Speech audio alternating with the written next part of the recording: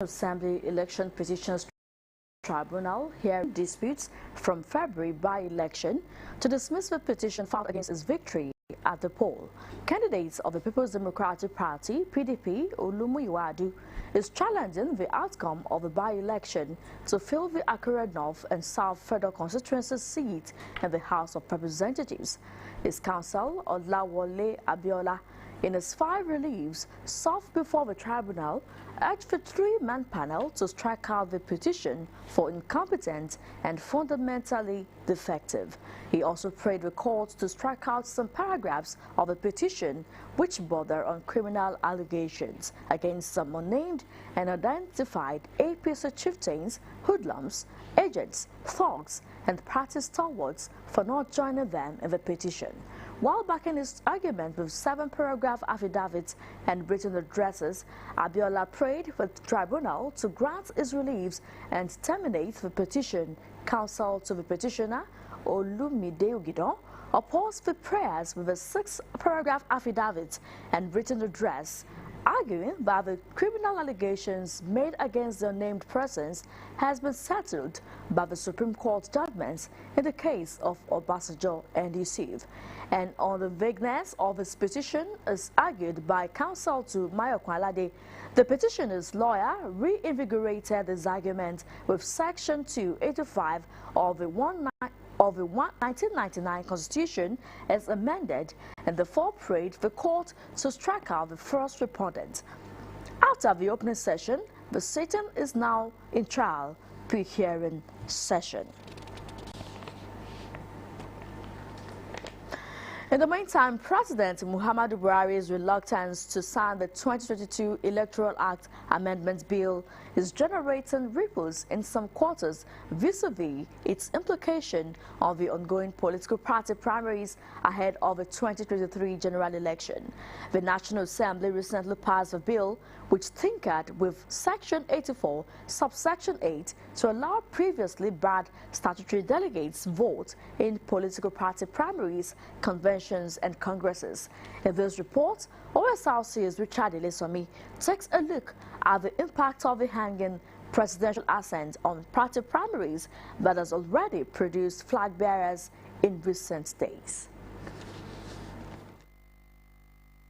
National Assembly passed the 2022 Electoral Law Amendment Bill in the first quarter of this year. President Muhammadu Buhari was under lots of pressure to assent to the document, which many believe was necessary for the country's electoral system.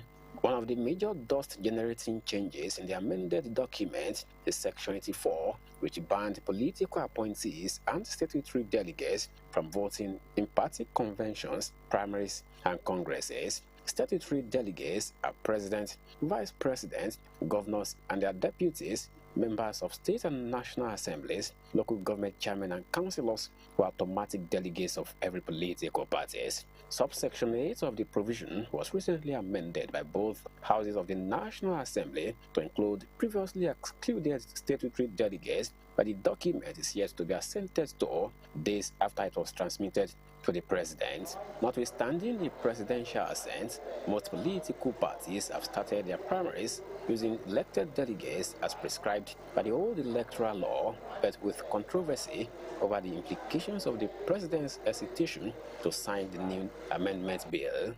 If Mr. President go ahead and sign it that time that they brought that amendment to him, it will cause a lot of issues, because now it will affect the previous act being signed 25th of February.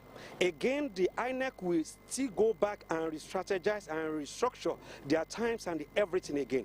It will also be getting delay. Under the existing electoral law, which excludes statutory delegates, the All Progressives Congress will hold its Congress with a reduced number of delegates from 7,000 to 2,340, while 811 are expected to choose the presidential flag bearer of the People's Democratic Party. The number of people that law excluded in this primary has grave consequence, grave implication and consequence, and which portend danger for our democracy. I think you can see, what has been the outcome in some of the primaries that has taken place. How delegates, because they are few in number, are being bought openly with millions of naira.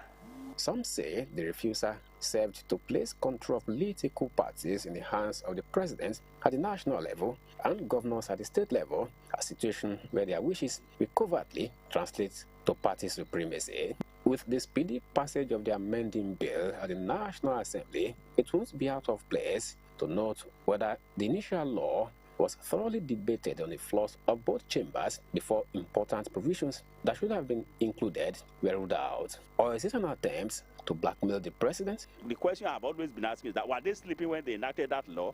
Now they woke up from their slumber. After the president has signed the bill into law, they now found out that they themselves have been shut out. Even if they want to recontest now, they cannot even vote for themselves in their primary. And they are now saying, let us bring back the issue of statutory delegates. And they have done that. The president has refused to sign. I support the president. Let him leave it like